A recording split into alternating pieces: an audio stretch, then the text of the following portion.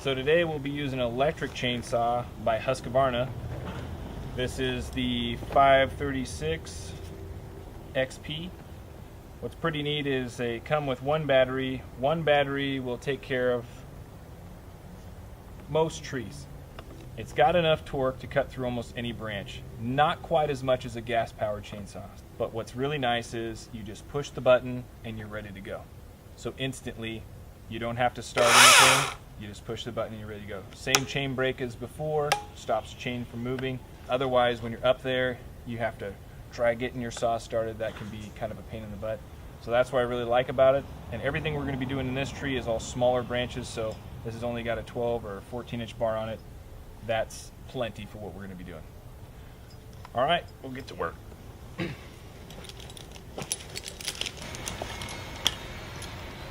The thing you want to check for once you get your harness on, just kind of look at all of the components. I'll check each of the straps and make sure I don't see any broken, cut, damaged, or frayed areas. The parts around my thighs aren't as integral for support. In case something breaks in the bridge will be the only time that would happen. And I just look at all those places where the stitches are, make sure everything looks good, and it does. Within 50 feet of the tree, if something's being worked on, we want to have our helmets on. And if you guys ever see somebody going up a tree and they don't have their chin strap on, that's not going to protect you when you fall down. I'm going to be using a unicender today. If you haven't experienced any of the mechanical ascending devices, this one's really nice. With this kind, I can connect and disconnect right in line with the rope, and it's really nice because I can ascend and descend on the same tool, which makes it way better than a prusik. So right now I'm going to show you guys the knot I'm going to use for climbing today. So I've got a swivel on this carabiner. I'm going to push my line through. I'm going to go through twice. It's a lot like the hitch I showed you guys earlier. And then I'm going to go around the standing end, this is the working end, and back down through the two loops I just made.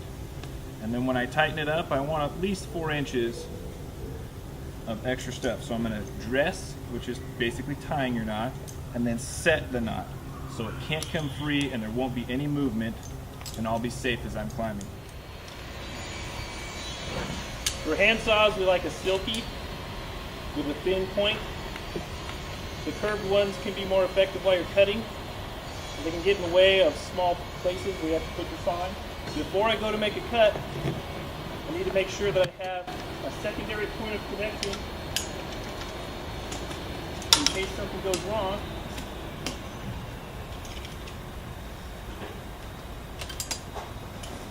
So if I cut my main line, I'm not dead. Okay, so this branch is getting taken out as well because it's mostly dead. We're going to use it as our rigging point, and because the branch we're taking out down here isn't very heavy, it doesn't matter if I have it on this branch. Normally, if this branch was going to get saved, for the same reason as using a friction device like the one up there, I would use a pulley here to make sure that it's traveling through a pulley and not harming the branch. But in this situation, it's not going to matter.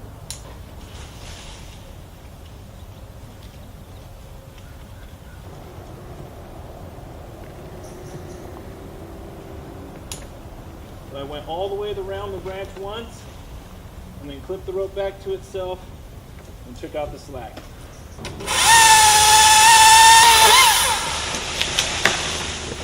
And then my very last cut's going to be a finish cut. The finish cut's the most important. If you leave too big of a stub, the tree can't heal over it, stuff dies back, and eventually you create a cut where water can intrude. So that's what we're going to do next. So the next 2 cuts are going to be getting the finish cut.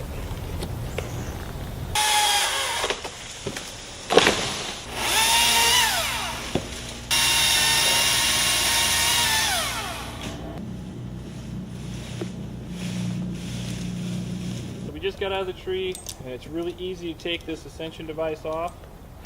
So the unicender by Rock Exotica. There's quite a few different systems out there, but this is one that you can take on and off of your line as you are. And what I like about that is sometimes you're up in the tree, you have to change positions. You're able to do it without taking all your rope back up with you. So now we're going to tie a quick little figure 8, just go around the standing end one full time and then around the backside before you tie it together, and it's going to look like a figure 8, but it's just one round around different than a half hitch. So there's your half hitch. You're just going to go around one full time. This knot is just big enough to pass through that big loop, get caught in the smaller end, and it'll pull my stuff out of the tree so I don't have to go back up there to find it. And if you're really cool, you catch it when it comes down, but I don't know if that's going to work out.